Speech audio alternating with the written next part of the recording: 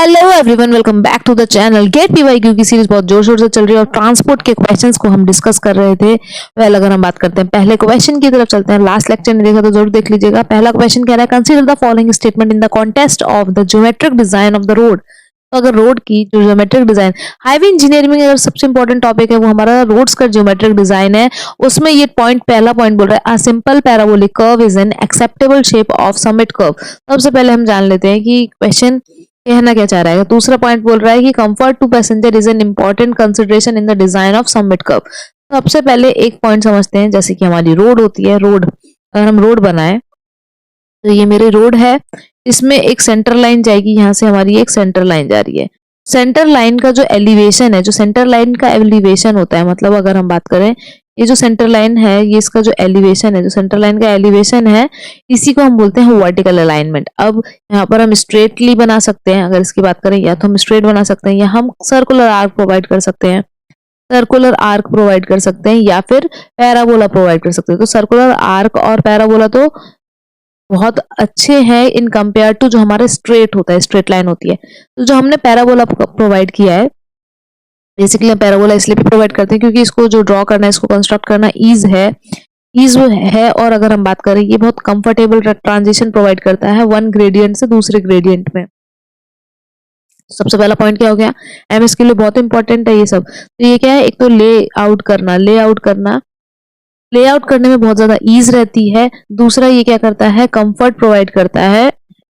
It provides comfortable transition provide करता है एक ग्रेडियंट से दूसरे ग्रेडियंट में जाने पे। तो comfortable transition from one gradient to दूसरे ग्रेडियंट। तो एक ग्रेडियंट से दूसरे ग्रेडियंट जाने में हमें जो कंफर्टेबल प्रोवाइड करता है ट्रांजिशन, वो हमारा पैराबोला। तो इसलिए हम पैराबोला को चूज करते हैं, पैराबोला कर्व। अब अगर हम बात करते हैं, यहाँ पे जो वर्टिकल कर्व होते हैं, वर्टिकल कर्व जो होते हैं, इनको हम दो पार्ट में डिवाइड करते हैं। पहला हो जाएगा हमारा सबमिट कर्व और दूसरा होता है हमारा वैली कर्व। अगर हम बात करें, पहला सबमिट कर्व है और दूसरा वैली कर्व है। तो वर्टिकल कर्व्स बनाते हैं। वर्टिकल कर्व्स में आपको दो देखने को मिलेंगे। पहला क्या देखने को मिला, आपको देखने को मिला सबमिट कर्व, एक हो गया हमारा सबमिट कर्व, ठीक है। दूसरा हमें देखने को मिलता है, हम बात करें तो उसको देखने को मिलता है हमें वैली कर्व, ठीक है। अगर हम सबमिट कर्व की बात करते हैं, सबसे पहले सबमिट कर्व को बनाते हैं। सबमिट कर्व में क्या होगा, एक असेंडिंग कर्व और एक डिसेंडिंग कर्व मिलते हैं। एक असेंडिंग कर्व मिला और एक डिसेंडिंग कर्व मिला। और यहाँ पर क्या होगा, जैसे ये कर्व ऐसे जाना चाहिए था लेकिन कर्व इधर बन गया, तो ये क्या होता है हमारा एंगल ऑफ डिफ्लेक्शन। और एंगल ऑफ डिफ्लेक्शन कितना हुआ, ये अगर हम देखें तो मॉड में n1 प्लस n2, इन दोनों का जो समीशन है, मॉड में इनका क्या करेंगे हम, इसकी वैल्यू से हम आंसर निकालते हैं बेसिकली। अगर हम इसकी बात करें तो अब यहाँ पर हमें क्या देखने को मिलेगा, यहाँ पर अगर हम बात करें n1 माइनस n2 होता है, सॉरी मैंने प्लस लिख दिया है, n1 माइनस n2। और जो सम आएगा इनका, जो मतलब जो इनका सॉल्व होकर आएगा, उसको हम मॉड मिलेंगे, मतलब पॉजिटिव वैल्यू हम कंसिडर करते हैं। वहीं पे सेम वैली के लिए होता है, लेकिन वैली में एक क्या हुआ, एक डिसेंडिंग और एक असेंडिंग, एक डिसेंडिंग जब जोड़ते हैं तो हमारा वैली कर्व बनता है। तो आप यहाँ देखो, आगे चलते हैं। अगर आगे बात करें तो हमें पता चला कि वर्टिकल कर्व्स हमारे दो तरीके के, submit curve and valley curve. तो अगर सबमिट कर्व की बात करें तो सबमिट कर्व हमारा एक असेंडिंग और एक डिसेंडिंग को देख के बन रहा था। तो कुछ इस तरीके से बनाएंगे हम इसको, कुछ इस तरीके से बनाएंगे। अगर हम यहाँ पर बात करते हैं तो हमारी एक थार थी जो चिंटू लेके जा रहा था पिंकी से मिलने के लिए। चिंटू ने जब थार को भगाई तो उसके रास्ते में सबमिट करवाया, तो उसने देखा कि ठीक है, बहुत समझदार है चिंटू, इंजीनियर है। तो उसने देखा कि यार सबमिट कर्व ज्यादा बढ़िया है in compare to valley curve. क्यों? क्योंकि सबमिट कर्व पे उसको क्या फील हुआ कि जो सबमिट कर्व है वहां पर हमारा जो कोई भी पैराबोला है तो वहां पर हमें सेंट्रीफ्यूगल फोर्स देखने को मिलेगा। तो वो तो अपवर्ड डायरेक्शन में या आउटवर्ड डायरेक्शन में लग रहा है, और जो उसका वेट है, जो उसके थार का वेट है, वो उसके डाउनवर्ड डायरेक्शन में लग रहा है। तो जो सबमिट कर्व है वहां पर जो उसकी थार का वेट है वो डाउनवर्ड डायरेक्शन में लग रहा है, और जो उसका सेंट्रीफ्यूगल फोर्स वो फील कर रहा है एक कर्व के वजह से, वो आउटवर्ड डायरेक्शन में लग रहा है। तो यहाँ पर उसको कंफर्टेबल राइड फील होती है। यहाँ पर उसे कैसी राइड फील हुई, उसे कंफर्टेबल राइड फील हुई। उसको लगा कि यार ये ठीक है। लेकिन जब वो वैली कर्व पे गया तो उसने क्या फील किया, मैं बताया जैसे कि वो समझदार है, उसकी थार का वेट भी, जो उसकी थार का वेट है वो भी डाउनवर्ड लग रहा है, जो उसकी थार है उसका वेट भी डाउनवर्ड लग रहा है। और सेंट्रीफ्यूगल फोर्स जो है वैली का, जो वैली कर्व का सेंट्रीफ्यूगल फोर्स है वो भी डाउनवर्ड लग रहा है। इस कंडीशन में क्या हो रहा है, उसको दोनों ही जो वेट है, बेसिकली जो वेट ऑफ द व्हीकल है और जो हमारा सेंट्रीफ्यूगल फोर्स है, बोथ आर एक्सपीरियंसिंग डाउनवर्ड। तो जो व्हीकल है, जो बेसिकली यहाँ पर जो हमारा वैली कर्व में बात करें, जो यहाँ पर पैसेंजर है, जो हमारा चिंटू है, उसको जर्क फील होता है, उसको अनकंफर्टेबल राइड फील होती है। यहाँ पर उसको कंफर्ट नहीं आ रहा, उसको कैसी राइड फील हो रही है, अनकंफर्टेबल राइड फील होती है, उसको जर्क फील होता है, उसको मजा नहीं आता इस वैली कर्व में। इससे वैली कर्व में मजा नहीं आ रहा उसे, जितना समिट कर्व में मजा आया था। तो यहाँ पर जब समिट कर्व को डिजाइन करना है तो हमको बस साइड के बारे में सोचना है, जो हमारा एसएसडी है उसके बारे में सोचा जाता है। लेकिन जब वो वैली कर्व को डिजाइन करते हैं तो उसको कंफर्टेबल राइड कैसे हम पैसेंजर को फील करा सकते हैं, कैसे दे सकते हैं, ये को डिजाइन करने के टाइम पे सोचना पड़ता है। तो अब जो स्टेटमेंट कह रहा है, अगर स्टेटमेंट को देखें तो पहला स्टेटमेंट कह रहा है simple parabolic curve is an acceptable shape of summit curve. तो बिल्कुल हम जो समिट कर्व है उसको एक्सेप्ट करेंगे, क्योंकि चिंटू ने भी कह दिया कि हाँ यार इस पे मजा सा आ रहा है। लेकिन दूसरा स्टेटमेंट कह रहा है comfort to passenger is an important consideration in the design of summit curves. तो हमने देखा कि जो हमारा कंफर्ट है वो डिस्कम्फर्ट कहाँ मिल रहा है, हमें वैली कर्व में। तो वहीं पे तो हम इस बारे में चर्चा करेंगे कि जहां पर कंफर्ट मिल रहा है उस बारे में टाइम क्यों वेस्ट करना, फिजूल क्यों करना टाइम, उसके बारे में चर्चा करके। तो जो वैली कर्व्स है, वैली कर्व्स में it is very important consideration, we have to consider the comfort of passenger. की डिजाइन की the passenger should not feel jerk, there should be some comfort to it. तो in valley curves we design for it, not in summit curves. तो ये चलो हो जाएगा, यहाँ पर होना चाहिए था वैली कर्व। यहाँ से हमें क्या मिलता है आंसर, यहाँ से मिलता है first statement is true, first statement is true and the second one is false, second statement is false. ये अगर ऑप्शन आपको दिखते हैं यहाँ पर कुछ इस तरीके से तो आप आराम से टिक कर सकते थे। Well, let's move to the next question. Our question is, a road is being designed for the speed of 110 kilometre per hour. जो स्पीड हमें दे रखी है, design speed, it is 110 kilometre per hour on a horizontal curve. तो एक horizontal curve है, अगर इसकी बात करें तो इसकी कुछ रेडियस होगी जो इस कर्व की रेडियस है। बेसिकली अगर इस पे बात करें तो हमें सुपर एलिवेशन की वैल्यू गिवन है, जो कि है E इज इक्वल्स टू 8%।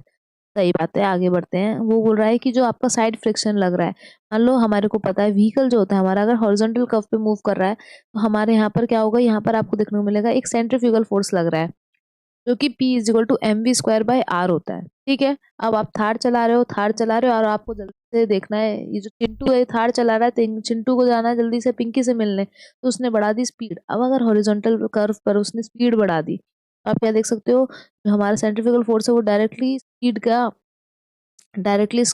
का जो स्क्वायर है उसके डायरेक्टली डिपेंडेंट है। अगर ज्यादा थार की स्पीड हो गई तो पता चला लेन से दूसरी लेन में चला गया तो दिक्कत हो जाएगी।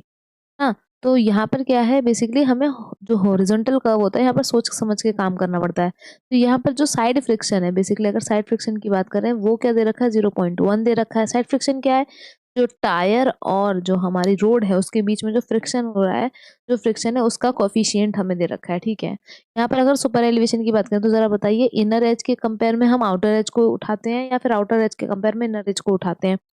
एलिवेशन में किसको हम रेज करते हैं, किसके कंपेयर में? अगर एलिवेशन की बात हो रही है तो एक और इन्फॉर्मेशन देख लेते हैं, क्योंकि ये इन्फॉर्मेशन इंपॉर्टेंट है, क्वेश्चंस में पूछ सकते हैं। अगर मैं बात करूं तो पहला जो हमारा होता है, अगर हम देखें तो पहला अगर मेरा टेरेन है तो वो प्लेन एंड रोलिंग टेरेन अगर है, प्लेन एंड रोलिंग टेरेन है, तो यहाँ पर मुझे कितना परसेंटेज देखने को मिलेगा सुपर एलिवेशन का, तो यहाँ मुझे देखने को मिलेगा 7%। लेकिन अगर मैं बात करूं अर्बन अर्बन रोड्स है मेरी, अगर अर्बन रोड्स हैं तो यहाँ कितना परसेंटेज देखने को मिलेगा, यहाँ देखने को मिलेगा 4%। फिर अगर हम यहाँ पर देखें तो जो हिल्स हैं माउंटेन वाला एरिया है, हिल्स रोड है, लेकिन वो स्नो से बाउंड नहीं है, नॉट बाउंड बाय स्नो से बाउंडेड नहीं है, तो मुझे कितना देखने को मिलता है सुपर एलिवेशन का परसेंटेज, 10%। तो ये जरा बताओ कमेंट सेक्शन में कि जो हिल रोड्स हैं और वो जो स्नो से बाउंडेड है उसका सुपर एलिवेशन का उसका कितना परसेंट रहेगा। अभी इस क्वेश्चन को सॉल्व करते हैं। क्वेश्चन कह रहा है कि the minimum radius of the curve for the safer vehicular movement. तो जो भाई हॉरिजॉन्टल पे आप जा रहे हो ना, जो चिंटू जा रहा है पिंकी से मिलने, तो उसका सेफर व्हीकल मूवमेंट रहे तो हमें कितनी रेडियस देनी पड़ेगी, क्योंकि जो मेरा सेंट्रीफ्यूगल फोर्स है ये तो वेलोसिटी पे भी डिपेंड कर रहा है, जो कि डिजाइन वेलोसिटी हम बता सकते हैं, डिजाइन स्पीड बता सकते हैं, लेकिन चिंटू के मन में क्या है वो तो चिंटू ही जानता है ना, वो तेज भी चला सकता है। तो हमारे हाथ में क्या है, हम डिजाइनर हैं, हम क्या करेंगे, हम रेडियस को डिजाइन करेंगे।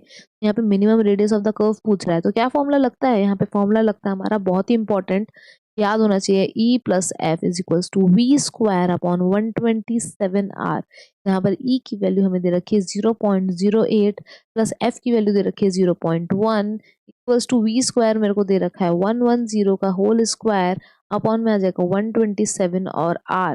सबसे पहले अगर हम बात करें इसको हमें सॉल्व करना है, तो जब हम इसे ऐड करेंगे यहाँ पर तो ये हो जाएगा मेरा 0.18 इंटू में 127 और यहाँ पर आ जाएगा 110 का होल स्क्वायर अपॉन में आर। ठीक है, अगर आर को यहाँ पर लाना है तो आर इज इक्वल्स टू 110 का होल स्क्वायर अपॉन में 127 मल्टीप्लाई बाय 0.18। तो सॉल्व करेंगे वैल्यू हमारी आएगी अप्रोक्सीमेट 529, जो कि हमारा लास्ट ऑप्शन जो है उससे मैच कर रहा है। So fourth option will be the correct answer of this question. जो हमारा minimum design radius of the curve होना चाहिए वो है 529.5 या फिर 528.5 metres. Let's move to the next question. Next question को देखते हैं। नेक्स्ट क्वेश्चन है the minimum value of 15 minute peak hour factor on a section of road. वैसे तो लोग 15 मिनट वाले के लिए जो 15 मिनट पीक आर फैक्टर है इसकी वैल्यू याद ही कर लेते हैं मिनिमम की, लेकिन हम पीक आर फैक्टर को समझ लेते हैं। सबसे पहली बात, पीक आर फैक्टर को मैंने पीएचएफ से शो किया, जिसका फॉर्मूला क्या होता है, आरली ट्रैफिक वॉल्यूम। हम सबसे ऊपर न्यूमेरिकल जो न्यूमरेटर होता है वहां पर क्या लिखते हैं, आरली ट्रैफिक वॉल्यूम। यहाँ पर हमारा आता है आरली ट्रैफिक वॉल्यूम। जो हमारा डिनोमिनेटर है इसकी बात करते हैं, यहाँ आता है हमारा 60/x। अब ये x क्या है, जिस मिनट के लिए वो पूछ रहे हैं, और हमने 60 क्यों किया है, क्योंकि और हमारे को इसको मिनट्स को चेंज करना था। तो बेसिकली अगर हम बात करते हैं 60 अपॉन जो भी टाइम हमें पूछ रहा है, जिसके लिए मिनिमम वैल्यू पूछ रहा है, उसको हम यहाँ पुट करेंगे, मल्टीप्लाई में क्या करेंगे, मैक्सिमम ट्रैफिक वैल्यू जो मैक्सिमम है, तो मैक्सिमम जो ट्रैफिक है हम उसको डिनोमिनेटर में लिखेंगे। तो अगर हम यहाँ पर बात करते हैं सबसे पहले, तो यहाँ पर हमें क्या देखने को मिलेगा, अगर मान लो कुछ भी वैल्यू नहीं दे रखी है तो हम डायरेक्टली इसको पुट करेंगे। और PHF 15 के लिए जो वैल्यू हमें फाइंड करनी है, अगर PHF 15 की वैल्यू की बात करें तो PHF 15 की जो मिनिमम वैल्यू हो जाएगी वो हम इस 60/x को उठाएंगे। तो देखो इसकी जो वैल्यू रेंज में हमारी जिस रेंज में वेराई करती है वो होती है 60/x से लेकर PHF की जो वैल्यू है वो हमारी सबसे मैक्सिमम कितनी हो सकती है, 1 के लिए। अगर मैं यहाँ पे बात करूँ 16/15 करूंगी तो ये 4 टाइम्स जाएगा, मतलब 1/4। तो 1/4 से लेकर हमारी जो PHF की वैल्यू है वो 1 के बीच में लाई कर रही है, और 1/4 क्या होता है, 0.25। तो मैक्सिमम वैल्यू कितनी हो सकती है किसी भी आर फैक्टर की, 1, और मिनिमम कितनी है इस 15 वाले की, 0.253। Third option is the correct answer. और एक और चीज, मिनिमम वैल्यू जो होगी PHF की, बेसिकली अगर इसकी बात करें, अगर जितनी कम वैल्यू होगी, मिनिमम वैल्यू होगी, इसका मतलब होता है मोर कंजेशन, बहुत ज्यादा कंजेशन या बहुत ज्यादा ट्रैफिक देखने को मिलेगा। तो ये बहुत इंपॉर्टेंट लाइन है, less PHF value leads to more congestion. वो शो करता है कि कंजेशन रोड पर जो है वो बहुत ज्यादा है। इस क्वेश्चन का third option will be the correct answer of this question. Let's move to the next question. The radius of the horizontal curve on a highway is 120 meter. The R की value is given 120 meter. The design speed is 60 kilometre पर R. तो हमें design speed भी दे रखी है। Design coefficient of lateral friction between tyre and the road surface, मतलब F की वैल्यू का मेरे को दे रखी है 0.15।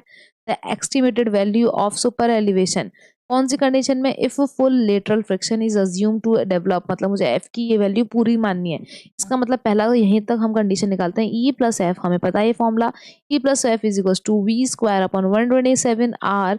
जहां पर अगर मैं बात करूं ई की वैल्यू फाइंड करनी है तो वी स्क्वायर मेरा क्या हो जाएगा, 60 मल्टीप्लाई बाय 60 अपॉन में 127, आर में 120 माइनस करेंगे 0.15। जब हम इसको सॉल्व करेंगे यहाँ से वैल्यू, जब इसको सॉल्व करेंगे तो आराम से हम वैल्यू निकाल सकते हैं, और सॉल्व करके निकालेंगे तो ई की वैल्यू मेरी यहाँ से निकल के आएगी, ई की वैल्यू निकल के आएगी 1 में 1/11.6। इसका मतलब सेकंड ऑप्शन काटो और फोर्थ ऑप्शन काटो, या तो आंसर 1 है या फिर मेरा आंसर 3 है। अब यहाँ पर हम क्या बात करते हैं, दूसरा जो है वो बोल रहा है, आगे की वैल्यू पढ़ते हैं, the value of coefficient of friction. अब मुझे एफ की वैल्यू फाइंड करनी है, दूसरे केस में मुझे एफ की वैल्यू फाइंड करनी है कब, जब हमारा कोई भी सुपर एलिवेशन प्रोवाइड नहीं कर रखा। इसका मतलब जो मेरा ई प्लस एफ की वैल्यू है, जो ई प्लस एफ की वैल्यू में वी स्क्वायर अपॉन 127 आर करते हैं, तो मुझे एफ की वैल्यू फाइंड करनी है जब ई की वैल्यू मेरी 0 है। एफ कितना हो जाएगा मेरा 60 मल्टीप्लाई बाय 60 127 इंटू आर की वैल्यू मुझे कितनी गिवन है 120। जब इसको सॉल्व करेंगे तो ये हमारा 2 टाइम्स जाएगा, 2 से इसको काटेंगे तो ये 3 टाइम्स चला जाएगा। वेल इस तरीके से हम सॉल्व करेंगे तो एफ की वैल्यू मेरी अप्रोक्सीमेटली 0.24 निकल के आएगी। तो ई की वैल्यू निकल के आई है मेरी 1/11.6 और एफ की वैल्यू निकल के आई है 0.24, जिससे पता चलता है कि मेरा जो थर्ड ऑप्शन है, यहाँ से पता चलता है कि जो मेरा थर्ड ऑप्शन है वो करेक्ट आंसर है इस क्वेश्चन का। वेल ये वाले क्वेश्चन सारे गेट के पीवाईक्यू थे। अगर आपने पुराने लेक्चर्स नहीं देखे जरूर देख लीजिएगा, और जो क्वेश्चन कमेंट सेक्शन में पूछने के लिए बताएं उसे जरूर बताइएगा। So much. इस टॉपिक पे और वीडियो लेके आ सकते हैं, जरूर बताइएगा। एग्जाम बिल्कुल नजदीक है, जो भी आप टॉपिक बताएंगे तो लाने की कोशिश की जाए। Much like and subscribe our channel.